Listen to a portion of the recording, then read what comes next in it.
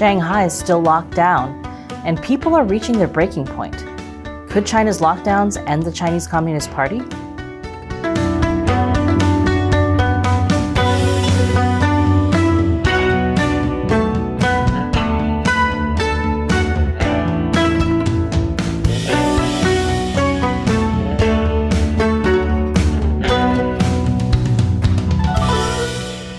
Welcome to China Uncensored.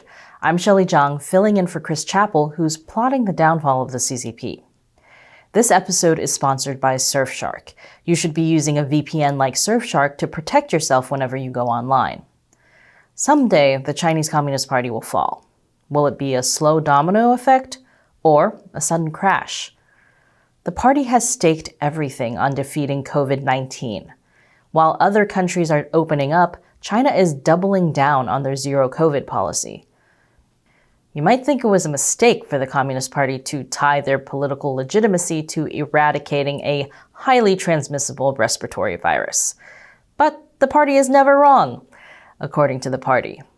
I've talked before about some of the practical reasons the Chinese regime is sticking with lockdowns, like the fact that Chinese vaccines aren't that good, many elderly people aren't vaccinated, and China has much lower herd immunity than other countries. Many parts of China also have a very poor healthcare system. But this isn't just about practicality. It's about ideology. From the beginning of the pandemic, the Chinese Communist Party has been using the coronavirus as propaganda. Only China is fighting the virus. Only China is shielding the vulnerable. China isn't going to live with the virus like other countries have done, because no one cares more about saving lives than the Chinese Communist Party. But because zero COVID is now about proving that the party knows best, they can't back down. Even when harsh, extended lockdowns are leading to this.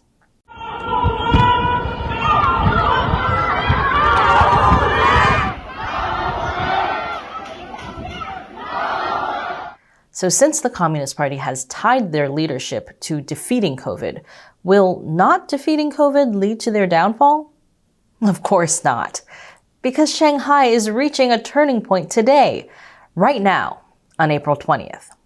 According to the party, Shanghai's new target of zero COVID at the community level by April 20th was communicated in recent days to the city's Communist Party cadres. The State Council Working Group, the Municipal Party Committee, and municipal government have asked that the turning point of the epidemic should appear on the 17th, and that zero COVID status should be reached on the 20th. Yeah, be sure to let the virus know that it has to stop spreading today. That's it. No more COVID at the community level. What is zero COVID at the community level? No new cases outside quarantined areas. Now, this might sound familiar because the city of Xi'an did something similar during their lockdown back in January, announcing they had achieved zero COVID on a societal level.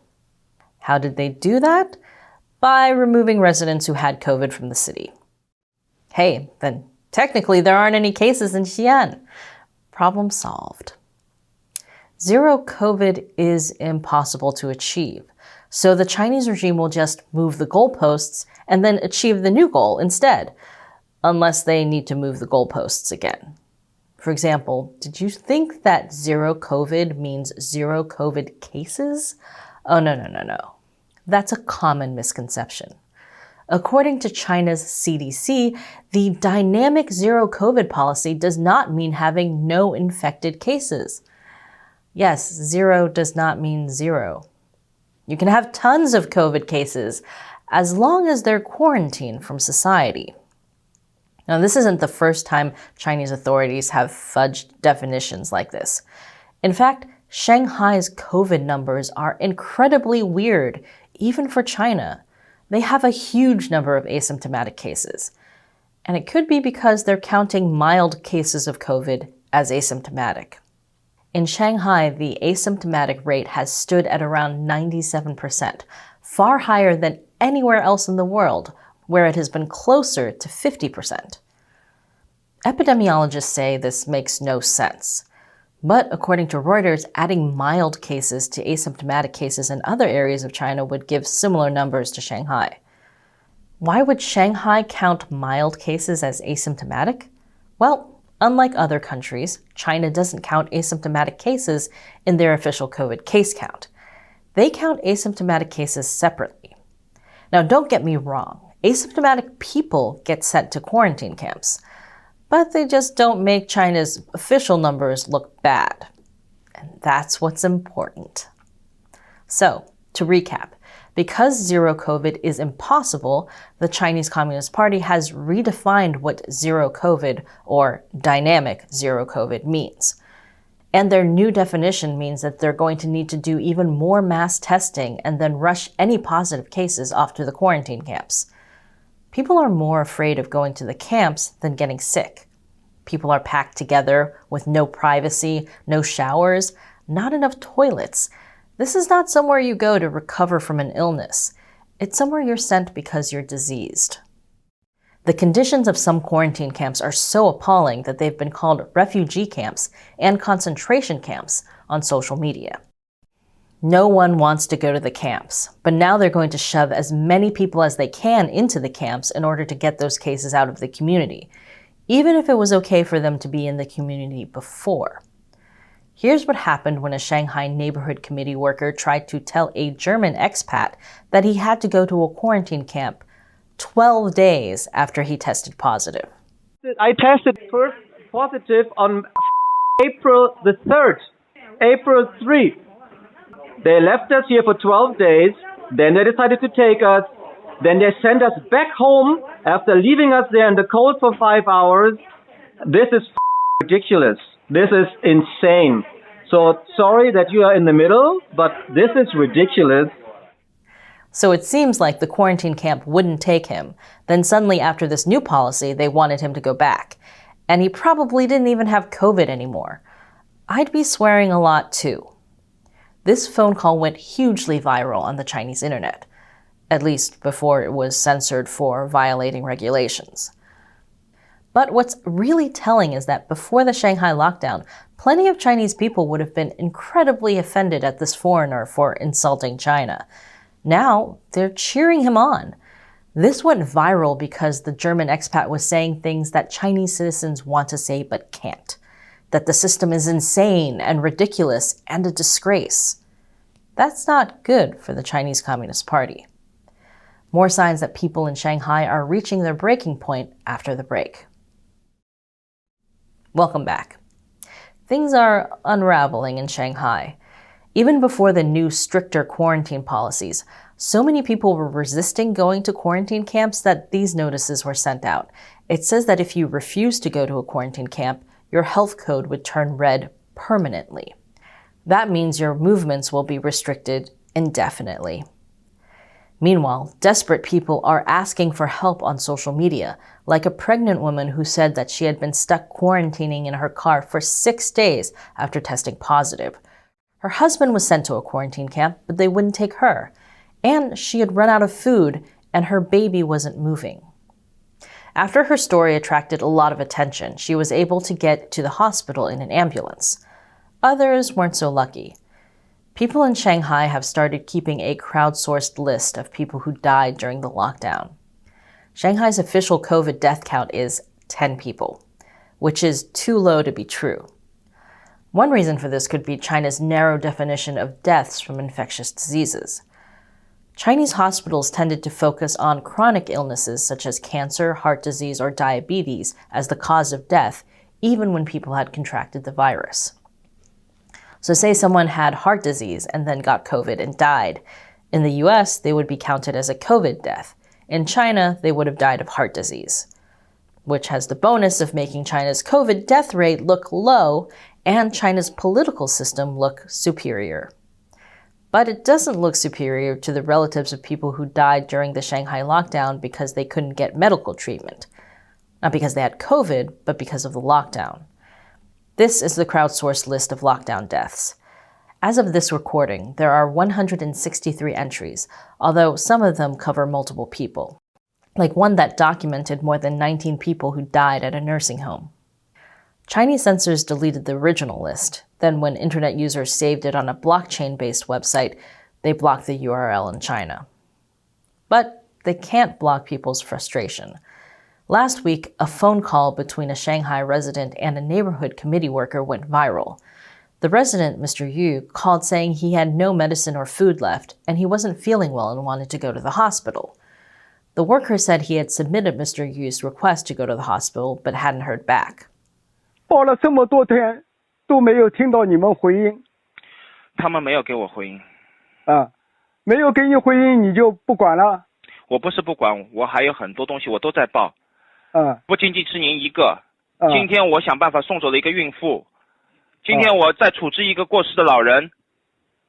于老师，不是我们不作为，而是我们做了很多事情，我们无能为力。They discuss how no one answers the emergency hotlines in the city. Mr. Yu eventually asks why the authorities aren't doing more to help the common people. That's when the community worker just breaks down. 就不能救救我们的老百姓吗？我也想让他们来救救我们的老百姓啊。我也想啊。为什么呀？为什么呀？为什么呀？为什么他们会这样？为此说呀。老人不管，孕妇不管，过世的老人都不管，连垃圾桶都不管。The community worker tells Mr. Yu that he's depressed because he sees hundreds of these cases every day. Mr. Yu tries to comfort him, saying he understands. In the end, neither of them has any answers. 对不起，李老师，我无能为力。真是，我们的国家难道就是这个问题，这个样子？我也不知道为什么上海会变成这样。You can hear the anguish in their voices. And like I said, this recording went viral, which also means, of course, that it's been censored. But censorship isn't going to fix the problem. People have started refusing to take COVID tests. Some people are afraid that the process of mass testing is actually spreading COVID. Others are just tired of this and don't see an end. Now, refusing to get tested is a minor act of civil disobedience born out of frustration. It's not a revolution.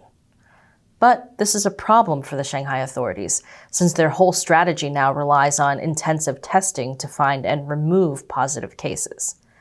And Shanghai is urging cooperation with the new rounds of testing. And it's not just the testing. Remember what I said about rounding people up for quarantine? Residents shared stories on social media about busloads of people being taken from their homes and sent into quarantine, including babies and the elderly. But as the drive to put people into quarantine camps accelerates, it's not clear how cooperative people are going to be, especially as they watch elderly relatives or their children get forced into quarantine. So what happens next? Will Shanghai successfully reach zero community spread of COVID? Or will the harsh lockdowns, mass testing, and inhumane treatment it takes to get there further break down society? The thing is, Shanghai is China's wealthiest, most cosmopolitan, and biggest city. A lot of the people locked in their apartments right now had a pretty good life before this. They probably didn't think much about the fact that they were living under an authoritarian regime. And even the people who weren't huge fans of the Chinese Communist Party were not dissidents. The Chinese Communist Party has always persecuted people. But they successfully convinced most people that the ones being persecuted deserved it. They were counter-revolutionaries, splitists, cultists, terrorists, troublemakers, freaks. Not like normal people. If you just obeyed Chinese authorities, nothing bad would happen, right? But that's not the case with the COVID lockdowns. Everyone in the lockdown suffers. Sure, some more than others. But it gets a lot harder to ignore the flaws of the system. China's COVID lockdowns aren't going to lead to the immediate downfall of the Chinese Communist Party. But a lot of people in Shanghai are opening their eyes. Of course, people outside Shanghai who didn't go through the lockdowns know exactly who to blame for Shanghai's problems. Shanghai, for not being strict enough in their lockdowns and quarantines. At least until it's their turn to experience a lockdown. The question is, when Shanghai finally comes out of its lockdown, will people remember? Will they remember what it was like to be locked down, to have no control, to see the truth censored before their eyes? To, like Mr. Yu, wonder why things are like this? How did our country become this way? If they remember, then one more domino falls for the Chinese Communist Party. And this episode is sponsored by Surfshark. Whenever you go online, everything you do is being tracked by the websites you visit. And then they sell records of your activities and habits to advertisers. And I definitely don't need 100 marketing companies knowing I just binged-watched all 19 seasons of Say Yes to the Dress. I don't need another sequined wedding tiara, thank you very much. But it's not just advertisers that want your data. It's also governments, especially if you're living under a censorship-happy regime like the Chinese Communist Party. They're always watching. And that's why you should be keeping your internet activity private all the time with a VPN like Surfshark. It doesn't matter what you're doing online. It's not the business of advertisers or the government. Surfshark keeps your online data private with uncrackable encryption. And now Surfshark has a new feature that will tell you when you go to a website if it's been breached or is part of a data leak. Basically, it's another way to keep you safe from malicious actors, like the Chinese government. Or Bill Cosby.